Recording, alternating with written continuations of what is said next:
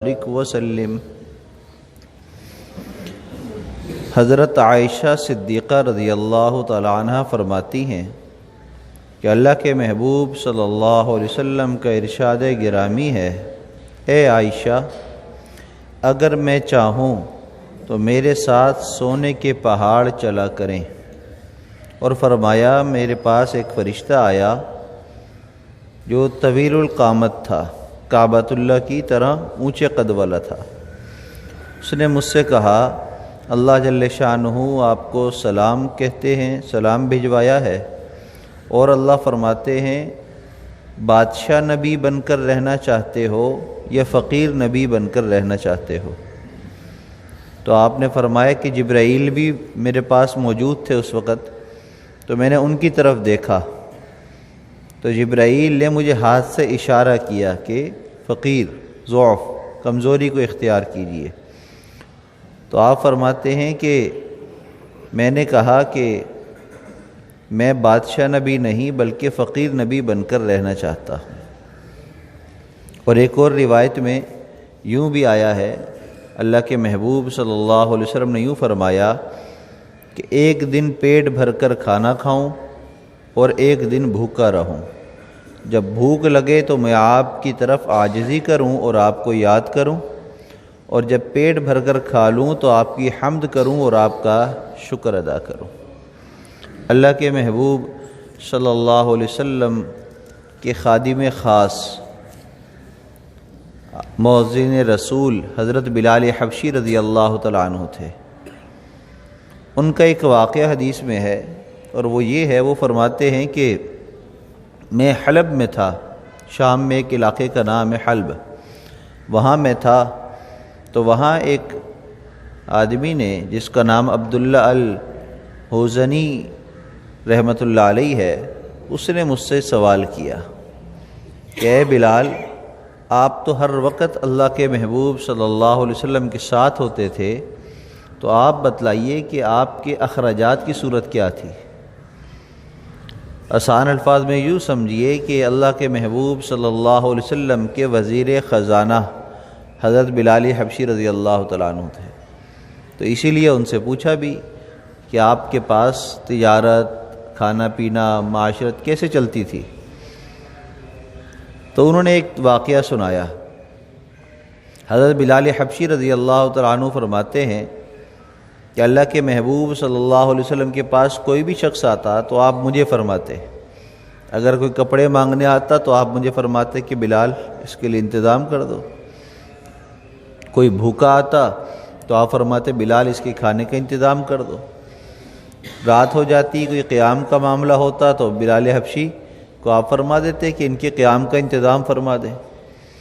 تو آپ رضی اللہ تعالیٰ عنہ فرماتے ہیں کہ میرے پاس تو کوئی مال تھا نہیں، اور اللہ کے محبوب صلی اللہ علیہ وسلم کے پاس بھی کوئی مال نہیں ہوتا تھا، تو آپ جب مجھے کہتے تو میں ادھر ادھر سے انتظام کر لیتا، کبھی کسی سے قرض لے لیا، کبھی کسی سے قرض لے لیا، اس طرح قرض لے کر یا کسی کو میں کہتا تو وہ ہدیہ دے دیتا، تو اس کے ذریعے میں آپ کے سارے معاملات کو نپٹا دیتا۔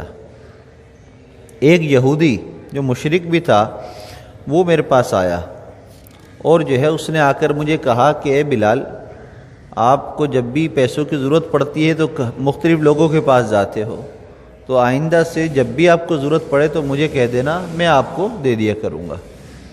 کہا کہ بہت ہی اچھی بات ہے، قرض تو لینا ہی ہے، تو چلو یہ ایک آفر آ رہی ہے تو اسی سے لے لیں گے۔ آپ نے اس سے لینا شروع کر دیا۔ ابھی مہینہ بھی نہیں گزرا تھا، کچھ عرصہ گزرا تھا، کچھ وقت گزرا تھا کہ بلال حبشی رضی اللہ تعالیٰ عنہ فرماتے ہیں کہ میں وضو کر کے اذان دینے کے لیے کھڑا ہی ہونے والا تھا کہ وہ شخص آ گیا، اور آ کر مجھے متوجہ کیا اور یوں کہا، اے حبشی، اے حبشی، یعنی طعنہ دیا مجھے میرے رنگ کا، اور پھر کہنے لگا کہ ادھر دیکھو میری طرف۔ جیسے ہی میں نے اس کو مڑ کر دیکھا تو گالیاں دینے لگا، برا بھلا کہنے لگا، اور پھر کہنے لگا کہ مہینے میں کتنے دن باقی ہیں؟ تو کہتے ہیں کہ میں نے کہا کہ مہینہ قریب ہی ختم ہونے والا ہے۔ کہا کہ مہینہ ختم ہونے سے پہلے میرا سارا قرض لوٹا دو۔ اگر نہیں لوٹاؤ گے تو پھر میں تمہیں غلام بناؤں گا اور تم سے بکریاں چرواؤں گا۔ اور پھر آگے سے یہ وہی یہودی تھا جو جس سے قرض لیتے تھے، اور پھر آگے سے کہنے لگا کہ میرے قرض دینے کا مقصد بھی یہی تھا، مجھے پتہ تھا تم لوٹا نہیں سکو گے تو میں نے اس لیے تمہیں قرض دیا تاکہ میں تمہیں اپنا غلام بناؤں اور تم سے بکریاں چرواؤں۔ تو بلال حبشی رضی اللہ آگے سے پھر ایک اور جملہ بھی کہا کہ میں نے تیری بزرگی کو دیکھ کر قرض نہیں دیا، یہاں تک کہ صرف وہاں تک محدود نہیں ہوا، بلکہ آگے سے اللہ کے محبوب صلی اللہ علیہ وسلم کے بارے میں بھی اس نے یہی جملہ کہا کہ میں نے تمہارے صاحب کی بزرگی کی وجہ سے ایسا قرض نہیں دیا، یعنی ایسی بد کلامی کی اس نے، آپ کو بھی بے عزت کیا آپ رضی اللہ تعالیٰ عنہ کو، اور آپ کی شان میں بھی، اللہ کے محبوب صلی اللہ علیہ وسلم کی شان میں بھی وہی جملہ اس نے استعمال کیا۔ تو بلال حبشی رضی اللہ تعالیٰ عنہ فرماتے ہیں مجھے غصہ تو آیا لیکن میں خوف زدہ بھی ہو گیا، اس لیے کہ اس کا قرض اتنا تھا جو میرے لیے لوٹانا ممکن نہیں تھا کہ میں کہاں سے انتظام کرتا۔ اب میں نے اذان دی، نماز پڑھی، اللہ کے محبوب صلی اللہ علیہ وسلم مسجد میں تھے، جیسے تیسے میں نے بڑی مشکل سے دن گزارا۔ عشاء کی نماز کے بعد جب اللہ کے محبوب صلی اللہ علیہ وسلم اپنے گھر تشریف لے جا رہے تھے تو میں بھی پیچھے پیچھے ہو لیا، گھر کے دروازے تک آیا اور آ کر پھر میں نے کہا کہ مجھے بھی اندر آنے کی اجازت دے دیجیے۔ آپ نے فرمایا آ جاؤ۔ تو میں اندر گیا تو وہ سمجھ گئے کہ کوئی مقصد ہے، بلال کیا ہو گیا، ہمارا چہرہ ایسا کیوں ہو رہا ہے؟ تو انہوں نے سارا قصہ سنایا کہ ایسے ایسے آج ہوا ہے اور مجھ پر تو بہت خوف طاری ہے کہ اب وہ کیا کرے گا میرے ساتھ، تو آپ کچھ انتظام فرمائیے، اور مجھے پتہ ہے کہ آپ کا کیا انتظام کریں گے، آپ کے پاس تو ہے نہیں، تو مجھے آپ اجازت دے دیجئے کہ میں کچھ عرصے کے لیے رپوش ہو جاتا ہوں، یہاں تک کہ جب انتظام آپ کے پاس کوئی ہو جائے تو آپ مجھے جو ہے بلا لیے گا اور میں اس کا قرض ادا کر دوں گا۔ ایسا نہ ہو کہ یہ چند دن جو باقی ہیں 3-4 دن مہینے کے، اس میں انتظام نہ ہو اور وہ مجھ پر آ کر چڑھائی کرے اور مجھے مارے یا غلام بنا لے جائے، ظلم کرے، تو آپ ایسا کر لیں۔ آپ نے فرمایا کہ بہت ہی اچھا۔ کیا فرمایا؟ بہت اچھا۔ بلال حبشی رضی اللہ تعالیٰ عنہ فرماتے ہیں آپ کے اس جملے سے مجھے بڑا تعجب ہوتا تھا، اس لیے کہ کبھی بھی آپ نے کوئی پریشانی کی بات نہیں کی، جب بھی بڑی سی بڑی بات ہوتی تب کہتے بہت اچھا۔ آپ کیا فرماتے؟ یہ آپ کا تقیہ کلام تھا جواب میں، بہت اچھا، یعنی جیسا آپ کہہ رہے ہو ویسے ہی کر لیں گے، یعنی اپنی طرف سے کوئی بات مسلط کرنا یا جو ہے کسی کی بات کو رد کرنا، یہ اللہ کے محبوب صلی اللہ علیہ وسلم کی عادت ہی نہیں تھی۔ آپ کبھی بھی کسی کی بات کے جواب میں اس کو ناراض نہیں کرتے تھے، اس کو منع نہیں کرتے تھے۔ آپ فرمائے بہت اچھا ہے، تو ہمیں بھی ایسے ہی اختیار کرنا چاہیے، اگرچہ ہم کسی کے کام نہ آ سکتے ہوں لیکن پھر بھی ہم اس کو تسلی دیں، انشاءاللہ میں کوشش کرتا ہوں، انشاءاللہ آپ کے لیے کرتا ہوں کچھ نہ کچھ، دعائیں کروں گا یا کچھ انتظام کروں گا، تسلی دے دیں۔ تسلی کا جو جملہ ہے نا، انسان کے آدھے غم آدھی پریشانی سے زیادہ اس کو ہلکا کر دیتا ہے۔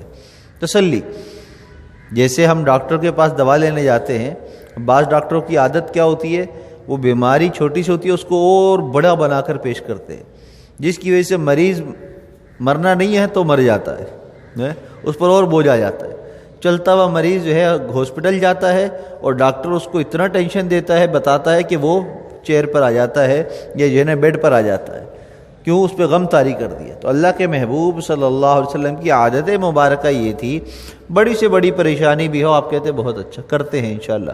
آپ نے ان کو بھی یہی فرمایا۔ فرماتے ہیں میں چلا گیا۔ اب یہ آپ واقعہ سنا رہے ہیں وہ عبداللہ رحمۃ اللہ علیہ کو، حضرت بلال حبشی، کہ میں چلا گیا اور میں نے اپنا ساز و سامان جو میرے گھر میں تھا، تیر تلوار زین گھوڑا وغیرہ جو آلات جہاد تھے وہ تھے میرا سامان، میں وہ لے کر چلا گیا ایک جگہ پر، ایک گھر میں ایسے جو میرا نہیں تھا لیکن میں وہاں رپوش ہوا۔ اللہ کے محبوب صلی اللہ علیہ وسلم کو علم تھا اس بات، یہاں تک کہ فرماتے ہیں کہ ابھی جو ہے صبح فجر بھی نہیں ہوئی تھی کہ مجھے نیند بھی نہیں آ رہی تھی رات بھر، میں ڈر ڈر کے جو ہے نا وہ اونگ رہا ہوں اور آنکھ کھلتی ہے، پھر مجھ پہ خوف آ جاتا کہ کیا ہوگا قرض کا۔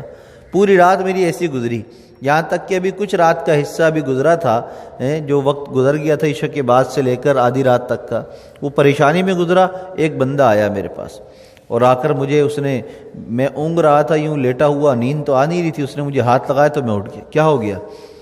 تو اس نے کہا کہ اللہ کے محبوب صلی اللہ علیہ وسلم نے آپ کو بلایا ہے۔ آپ کو بلایا، آپ جلدی چلے میرے ساتھ۔ فرماتے ہیں میں دوڑتا ہوا آپ کے پاس آیا، اللہ کے محبوب صلی اللہ علیہ وسلم کے پاس آپ کی خدمت میں حاضر ہوا تو میں کیا دیکھتا ہوں، 4 اونٹنیاں ہیں جن پر سامان بھی لدا ہوا ہے، اور وہ آپ کے گھر کے باہر کھڑی ہیں۔ میں آپ کی خدمت میں گیا تو آپ نے فرمایا خوشخبری قبول کرو، اللہ تعالیٰ نے تمہارے قرضے کو ادا کرنے کا انتظام فرما دیا۔ اور پھر فرمایا کہ آپ نے اونٹنیاں دیکھی؟ کہا کہ ہاں میں نے اونٹنیاں دیکھی جن پر سامان بھی لدا ہوا ہے۔ کہا کہ وہ 4 اونٹنیاں بھی اور ان کا سارا سامان بھی تمہارا ہوا، جاؤ اپنا انتظام کر لو۔ فرماتے ہیں میں خوشی خوشی صبح تک کا وقت گزرا، فجر کی نماز پڑھی اور نماز کے بعد میں جنت البقیع کی طرف چلا گیا اور وہاں جا کر اونٹنیوں کے سامان کو بیچنے لگا۔ کیا کرنے لگا؟ بیچنے لگا، اور آواز لگانے لگا کہ اللہ کے محبوب صلی اللہ علیہ وسلم سے قرض دیے ہوئے لوگ آ جائیں تاکہ میں ان کا قرض ادا کر دوں۔ یہاں تک کہ میں نے قرض بھی ادا کیا اور وہ سامان میں بیچتا بھی رہا، اور اس طریقے سے جو ہے پورا دن ایسے ہی گزر گیا۔ شام ہو گئی، شام کو میں اللہ کے محبوب صلی اللہ علیہ وسلم کی خدمت میں حاضر ہوا تو آپ نے پوچھا بلال کیا ہوا، کیا سامان کا، قرض کا؟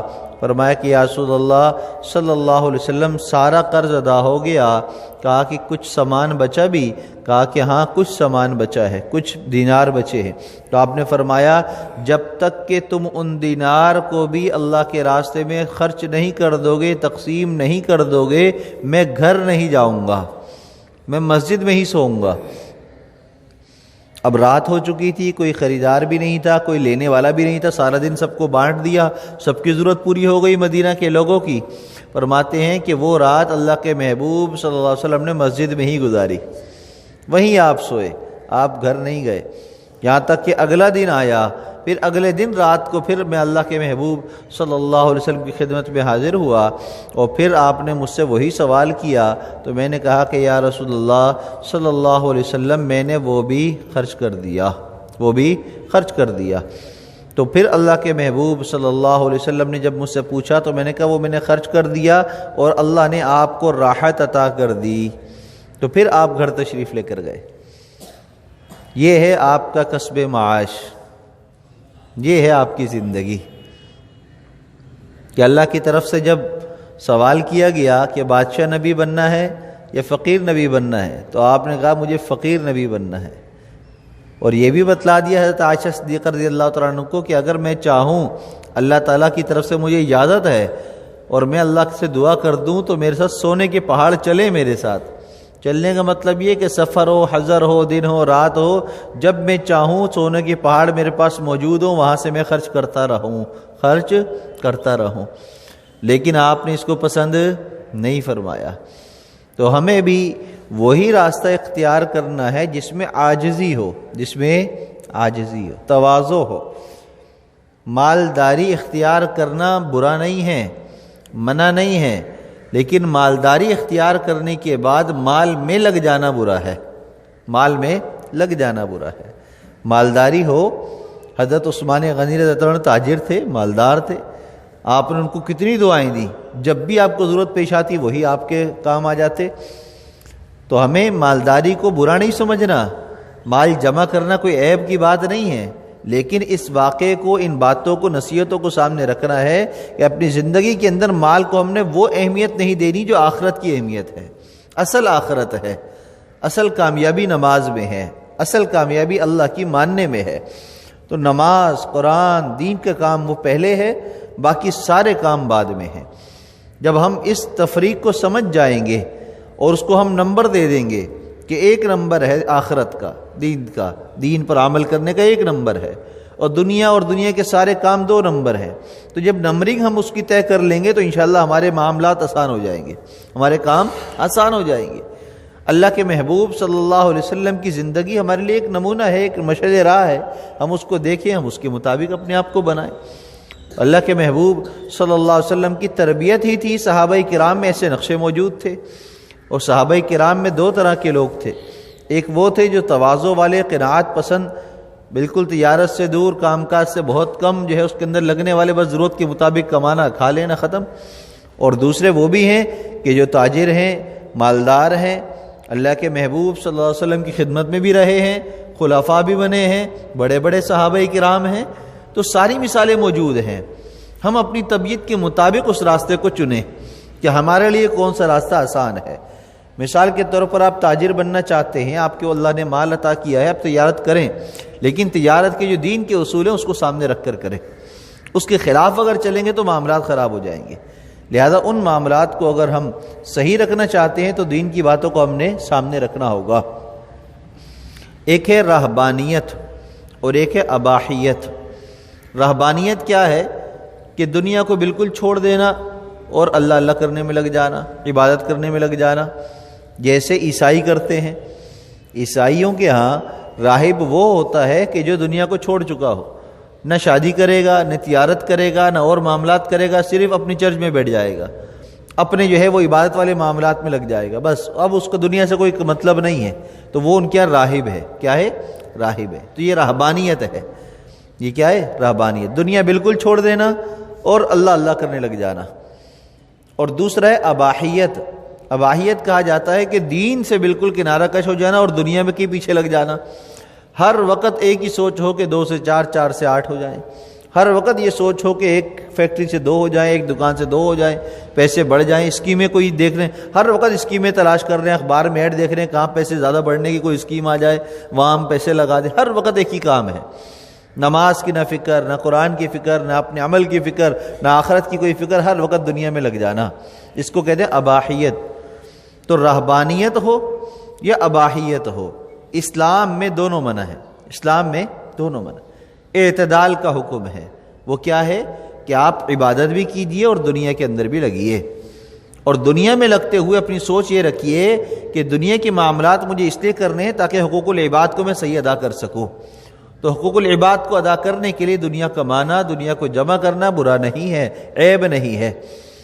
اللہ کے محبوب صلی اللہ علیہ وسلم کے قریبی ساتھی اور 4 خلفاء حضرت ابوبکر، عمر فاروق، عثمان غنی، علی المرتضی رضی اللہ تعالی عنہم، 2 کی زندگیاں مختلف ہیں۔ پہلے 2 خلفاء شیخین ہیں، ان کی زندگی دیکھیے بالکل اللہ کے محبوب صلی اللہ علیہ وسلم کے زہد والی زندگی ہے۔ حضرت ابوبکر صدیق رضی اللہ تعالیٰ عنہ خلیفۃ المومنین، امیر المومنین بنے۔ اللہ کے محبوب صلی اللہ علیہ وسلم کی دنیا سے پردہ فرمانے کے بعد آپ جو ہے امارت کی کرسی پر آئے، امیر بنائے گئے۔ آپ جو ہے سامان اپنا کندھے پر لاد کر، بزازی کپڑا ہوتا ہے اس زمانے میں چلتا تھا بہترین، اس کے تاجر تھے آپ، تو کپڑا اپنے اوپر رکھ کر بازار جا رہے ہیں، مارکیٹ جا رہے ہیں۔ حضرت عمر فاروق نے دیکھ لیا، امیر المومنین کہا کہ روزگار بھی تو چاہیے نا، گھر میں کھانا بھی کھانا ہے، بیوی ہے، ہماری ضرورت ہے، گھر کی ضرورت ہے، ان کو بھی تو پورا کرنا ہے۔ کہا کہ اگر آپ اس میں لگ جائیں گے تو پھر یہ امارت کے کام کون دیکھے گا، پھر لوگوں کے کام کون کرے گا، آپ امیر ہیں۔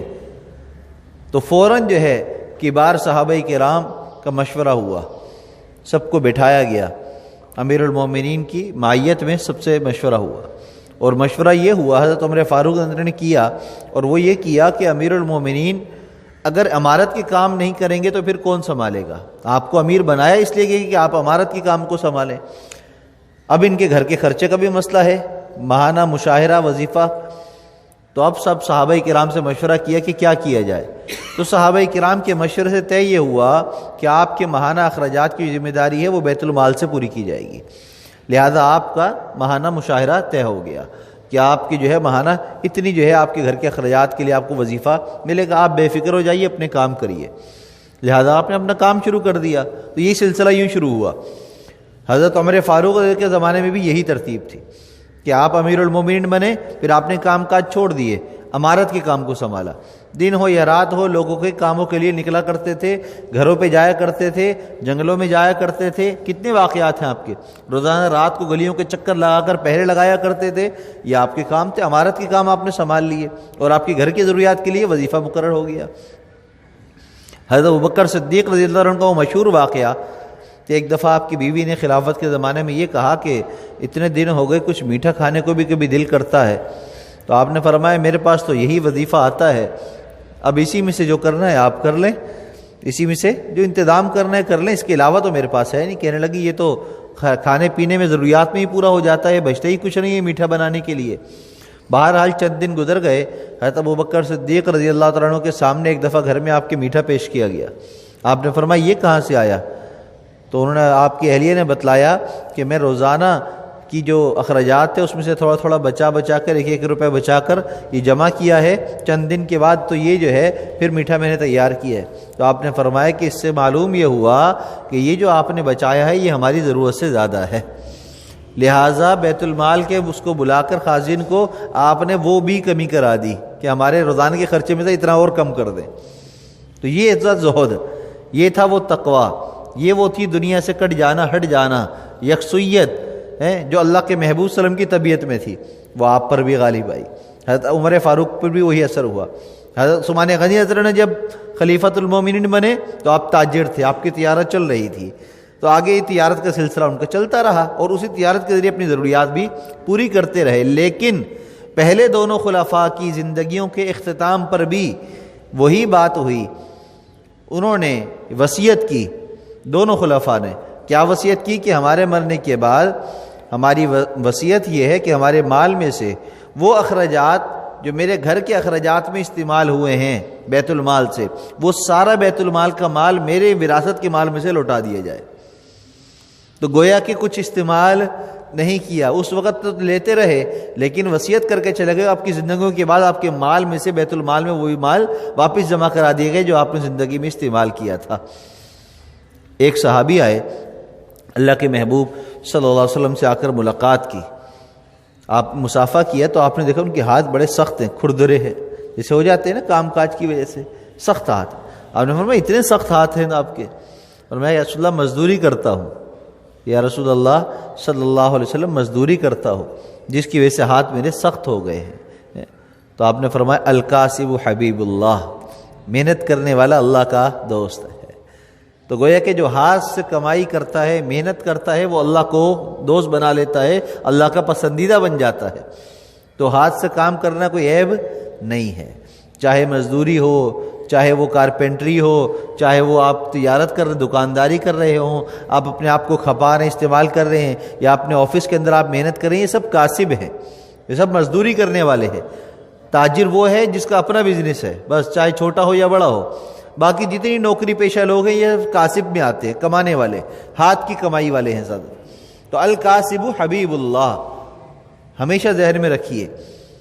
شفیق بلخی رحمۃ اللہ علیہ اور ایک ان کے زمانے کے دوسرے بزرگ ہیں ابراہیم بن ادھم رحمۃ اللہ علیہ، ان کا ایک واقعہ کتابوں میں لکھا ہے، بڑا عجیب نصیحت آموز واقعہ ہے۔ شفیق بلخی رحمۃ اللہ علیہ جو ہے کسب معاش کے لیے اپنے شہر سے دوسرے شہر جانا چاہتے تھے، دوستوں سے مشورہ کیا، ملاقاتیں کی، نکل گئے۔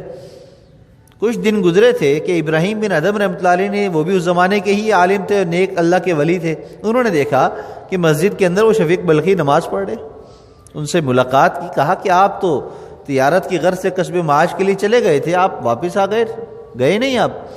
کہا کہ نہیں میں گیا تھا۔ پھر واپس کیوں آ گئے؟ کہا کہ ایک واقعہ ہو گیا جس کی وجہ سے میں واپس آ گیا۔ واقعہ یہ ہوا کہ ابھی سفر میں تھا میں، کہ میں نے دیکھا کہ ایک چڑیا ہے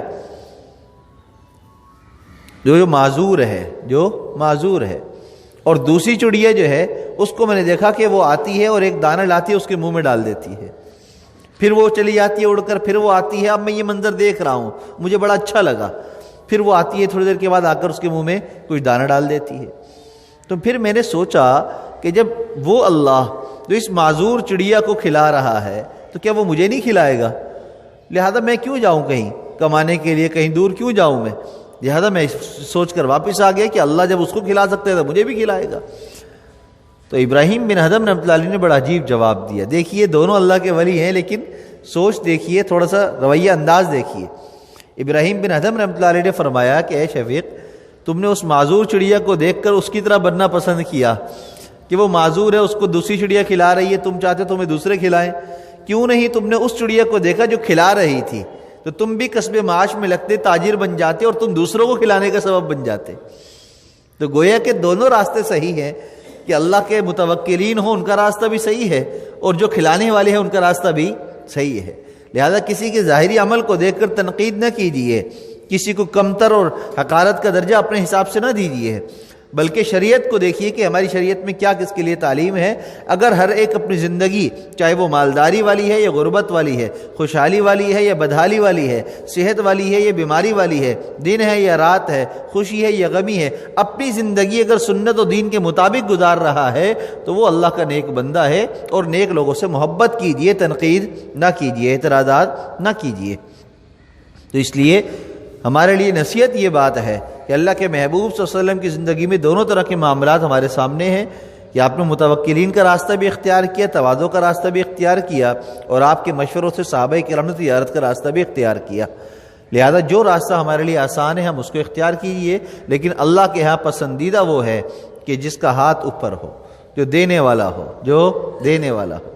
ہاں، اس لیے کہ اس کی فضیلت کس طرح بڑھتی ہے کہ وہ نماز پڑھ کر بھی فضیلت حاصل کرتا ہے، خرچ کر کے بھی فضیلت حاصل کرتا ہے۔ اور جو لینے والا ہے، غریب ہے، وہ صرف نماز کی فضیلت تو حاصل کرے گا، دینے کی فضیلت حاصل نہیں کر سکے گا۔ لہذا دینے والے زیادہ اونچے ہو گئے اس اعتبار سے کہ ان کا کام بڑھ جاتا ہے، وہ دوسروں کی مدد کرتے ہیں۔ اللہ کے محبوب صلی اللہ علیہ وسلم نے فرمایا، جو کسی ایک مسلمان کی حاجت کے لیے دوڑ دھوپ کرتا ہے، نکلتا ہے، چلتا پھرتا ہے، کسی سے سفارش کرتا ہے، اس کو 99 سال اعتکاف، نفلی اعتکاف کا ثواب ملتا ہے۔ 99 سال ہے، اتنا بڑا ثواب۔ بعض مختلف واقعات، مختلف احادیث ہے اس میں، تو ایک حدیث میں 99 سال اعتکاف کا ثواب کا ذکر ہے، کتنا بڑا ثواب ہے۔ کہیں نوافل کا ذکر ہے، کہیں روزوں کا ذکر ہے، مختلف باتیں ہیں، لیکن صرف کثرت بتلانا مقصود ہے کہ ثواب بہت زیادہ ہے دوسروں کی مدد کرنے میں۔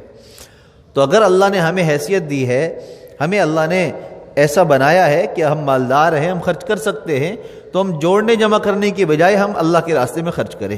جتنا اللہ کے راستے میں خرچ کریں گے اتنا اللہ ہمیں اس سے بڑھا کر عطا فرمائیں گے۔ یہ ممکن ہی نہیں ہے کہ ہم اللہ کے راستے میں خرچ کریں اور ہم جو ہے وہ فقیر بن جائیں، ہم جو ہے محتاج، یہ ممکن نہیں ہے۔ ہاں، دو باتیں ہمیشہ یاد رکھیں، رزق اور موت، یہ انسان کو تلاش کرتی ہے۔ رزق کہیں بھی انسان ہو پہنچ جائے گا، اس کو مل کر رہے گا، جو اس کو روزانہ خوراک ملنی ہے وہ مل کر رہے گی۔ اب چاہے تو وہ پلیٹ میں کھا لے، چاہے تو زمین سے اٹھا کے کھا لے، چاہے تو وہ ایک جگہ بیٹھ کر کھا لے، چاہے تو وہ پھر پھر کر کھا لے، ہر ایک کی اپنی طریقہ کار ہے، لیکن رزق اس کا پیچھا کرے گا، اس کو مل کر رہے گا۔ اسی طرح انسان دنیا میں کسی بھی کونے میں چلے جائے، موت جہاں لکھی ہے وہیں آ کر رہے گی، اور موت کے وقت میں انسان وہاں ضرور پہنچ کر رہے گا۔ کتنے ہی ایسے لوگ ہیں جو عام زندگی گزار رہے ہوتے ہیں، لیکن ان کی موت اللہ نے بڑی اچھی خوش نصیبوں والی حرم میں لکھی ہوتی ہے، اچانک ان کے لیے انتظام ہوتا ہے، حرم پہنچتے ہیں، وہاں جا کے انتقال ہو جاتا ہے۔ کتنے ہی ایسے ہیں جو روزانہ بنیاد پر بھی اگر حرم جانا چاہیں تو روزانہ جا سکتے ہیں، مالدار اتنے ہوتے ہیں، لیکن خواہش بھی ہوتی ہے کہ وہاں ہم مر جائیں، وہاں ہم چلے جائیں، جاتے بھی ہیں ہر سال، لیکن جب موت آتی ہے تو بستر پر ہی آ رہی ہوتی ہے۔ تو یہ تو اللہ کا نظام ہے۔ تو موت اور رزق یہ انسان کو تلاش کرتی ہے، اس کے پیچھا کرتی ہے۔ اور دوسری بات بہت زیادہ اہم ہے، وہ یہ ہے سود کا کام کرنے والا انسان اللہ کا دشمن بن جاتا ہے۔ ہاں، آج کل جتنی بھی یہ آپشن آتے ہیں نا تجارت کے، کاروبار کے، کمپنیاں دیتی ہیں، اس میں بہت سارے معاملات سودی معاملات ہوتے ہیں۔ ہم نے صرف ایک ذہن میں بٹھا لیا بینک کا کام سود کا، ایسا نہیں ہے بھائی۔ بینک کے بھی بہت سارے کام ایسے جو سود کے نہیں ہیں، سارے معاملات خراب نہیں ہیں۔ عام تجارت کے اندر بھی بعض دفعہ ہم سود کر رہے ہوتے ہیں، حرام کر رہے ہوتے ہیں۔ ابھی ایک ساتھی نے مجھے بتلایا کہ ایک کام ہے، اس کے بارے میں میری بات ہو رہی تھی، تو کہنے لگے کہ میں نے یہ کام 2 سال پہلے چھوڑ دیا ہے۔ میں نے کہا کیوں چھوڑ دیا؟ کہنے لگے جھوٹ کے بغیر اس کام میں چلتا ہی نہیں ہے۔ اب یہ ہر کام والے سے بات کرو یہی جواب آتا ہے کہ جھوٹ کے بغیر کام نہیں چلتا۔ کہنے لگے وزن ہمارا پورا ہوتا ہے، جو ہے اس کام کے اندر جو ہے ہم قیمت پوری لیتے ہیں، لیکن جب مال دیتے ہیں اس کے اندر سے ہم تھوڑی کمی کر دیتے ہیں، اور اگر کمی نہ کریں تو پھر جو ہے ہمارے بچت ہی نہیں ہوتی۔ اب وہ ہر ایک بندے سے اگر 1 روپے بھی بچائے گا، 1 روپے کی بچت کرے گا تو 100 کسٹمر سے اس نے کتنے بچا لیے۔ اسی طرح تجارت آگے بڑھ، مال بظاہر بڑھ رہا ہے لیکن حقیقت کیا ہے؟ یہی گناہ ہے، یہی حرام ہے۔ تو اسی طرح سودی معاملات اس طرح کے بہت سارے مال کے لین دین کے اندر موجود ہیں۔ تو اس لیے عقل مندی یہ ہے کہ ہم کوئی بھی کام کرتے ہیں، تجارت کرتے ہیں، علماء سے مشورہ کر کے پھر ہم کریں، کہیں کوئی سودی معاملہ تو نہیں ہے، اگر ہے تو اس سے ہم اپنے آپ کو بچا لیں۔ اس لیے کہ سود کرنے والا اللہ سے اعلان جنگ کرتا ہے، اللہ تو ہمیں کھلائے گا، نہیں ہم خود بھی کھا سکتے ہیں، نعوذ باللہ، یہ دعویٰ اس کا اپنے عمل سے ہو رہا ہوتا ہے۔ اللہ ہم سب کی حفاظت فرمائے، دین کی سمجھ عطا فرمائے اور دین پر عمل کرنا آسان فرمائے۔ وآخر دعوانا